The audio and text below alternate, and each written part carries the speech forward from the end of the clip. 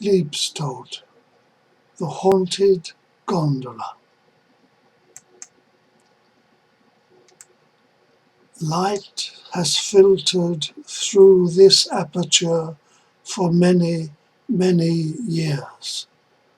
But light is not eternal.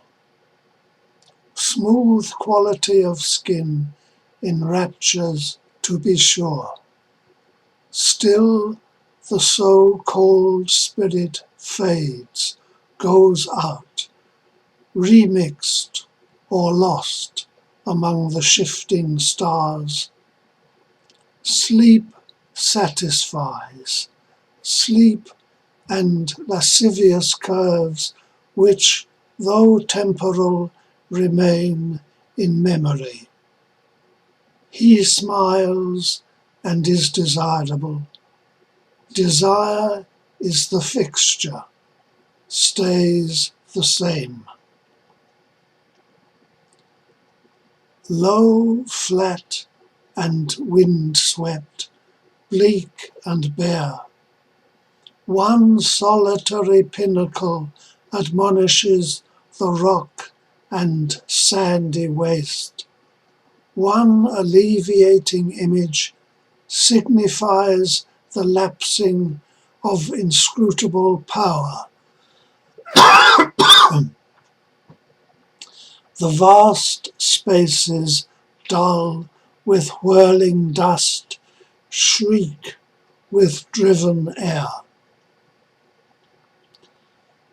Palazzo Vendramin, Venezia, 1883. Time is sometimes tilted on its side to let the future through. Even the softest music is too much. Silence alone suffices. Superfluous words overspill and readily drain away. From the underside of a low Venetian sky, a steady drizzle descends and drenches him. Water slurping, sucking along the wall. Black prow of the tethered gondola rises and falls hypnotically. The old man stares and stares, hearing his inner music.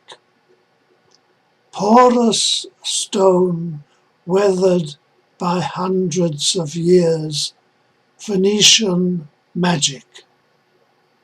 He blindly gropes at the crumbling balustrade, wrinkled brown skin against the dirty grey, watches the lacquered prow of the bucking craft, diminutive longboat of the southern shore, awaiting its dying Siegfried. As if breathing upon the turbid tide, its struggling last. Close the windows, draw the curtains, shut the image out. The whole place stinks of death and of decay.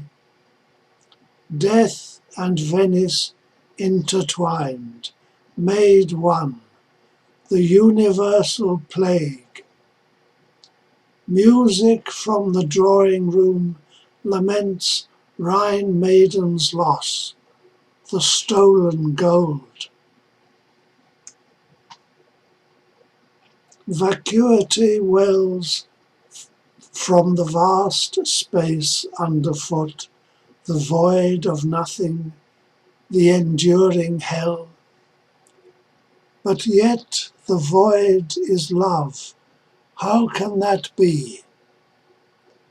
To fall would be to fall 1,000 years, headlong to darkness. He staggers to the bed, collapses there, feels the tug of emptiness, primeval evil, closes his eyes and prays.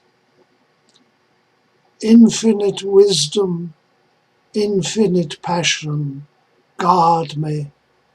Infinite inspiration, come, be mine. With softest fingers, sleep caresses him with silken touch, the dreamily luscious lips upon his flesh. Then another angel comes, one that sat whistling by an empty tomb, whose whistling turned to music. He would sing of man's redemption, but with such a face as made a mock of all his promising words. A third figure emerges from the gloom, a smiling youth with curled and amorous hair, waved on either side a handsome face, and clustered at the smooth skin of the nape, where flounced and golden lace frothed in a foam. An 18th century lordling, lithe and tall, radiating healthful masculine beauty. He seemed to know the sleeper. Bending down, he placed a cool kiss on his burning brow, and stroked his furrowed cheeks with tender touch. And all the while the music in the air vibrated through the chamber and the palace, and filled the void. Matter was transposed to spirit. The dance began of intermixing sense and muscularity, thought become movement, action stylized art, forming endless frescoes of desire, flesh on flesh. Old and young were interchanged and melted one into the other, raptured, joined. A little later, the joined were set apart, regained their separate selves. The lace-clad figure nodded to him. He followed, age led by beauty, down the marble stairs and out into the open. Dark waterway, rain-pocked, running deep. The waiting gondola rising and falling in restless waving motion. The wind blew chill along the bleak canal.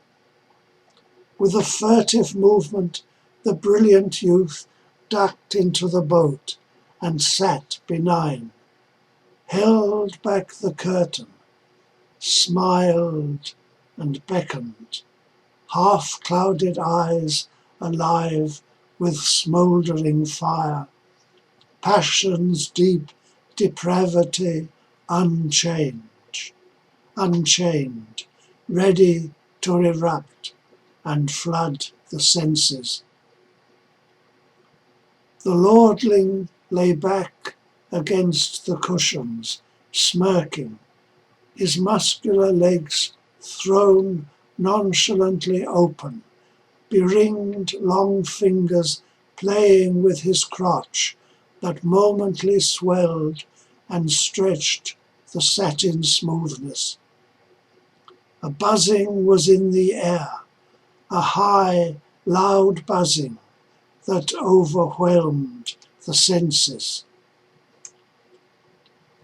There, beside the youth, the dreamer's host, Lord of the ring and Parsifal sat gazing in the younger composer's eyes as if he knew him. Monteverdi, Scarlatti, lords of song, it hardly mattered which. The lordling placed a jewel on his fingers. Wagner sat amazed at the costly gift. Then the gondola began to sway and buck as though an earthquake or a tidal wave engulfed it. And there, the Rhine maiden's song was on the air. The music of the Rhine was everywhere. Scarlatti was laughing as if deranged. Valhalla's fall was over them all, the well-built edifice collapsing. Death had come. The priest clambered out of the rocking gondola, hearing a shriek of pain and of despair that echoed off the stonework and out across the water. Clasping his crucifix close against his breast, filled with dread and wonder and the fear of mortality, Wagner bellowed and fell back among the cushions, Scarlatti bending over him, insanely laughing. The rocking ceased. The gondola was still. Wide-eyed Cosima came down the stairs, now widowed. The wind blew chill upon the bleak canal. Far off was heard the howling of a dog.